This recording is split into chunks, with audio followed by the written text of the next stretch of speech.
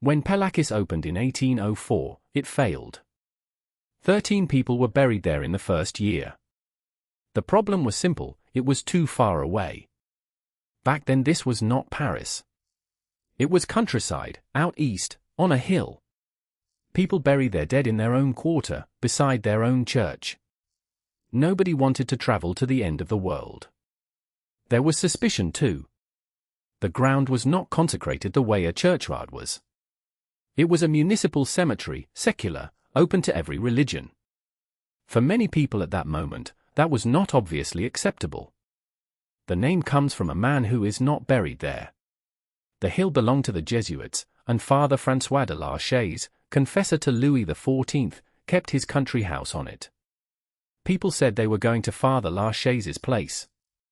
The name stuck when the land became a cemetery, a century later. The city had good reason to build it all the same. Napoleon had just banned burials inside Paris, a matter of public health, after decades of overflowing graveyards in the middle of town. Space was needed, and it had to be far off. So the administration had an idea. In 1817 it staged 2 heavily publicized transfers, the remains attributed to the playwright Molière and the fabulist La Fontaine, then those of Abelard and Heloise, the 12th century lovers. Prominent tombs were built for them. It was a public relations operation, and it worked. Being buried at Pere-la-Chaise became fashionable. Within decades the cemetery was full, and it had to be enlarged 5 times over. It resembles no French cemetery before it. It was laid out like an English landscape garden, winding paths, trees, changes of level. You do not file past ranks of graves here, you wander. The model would be copied worldwide.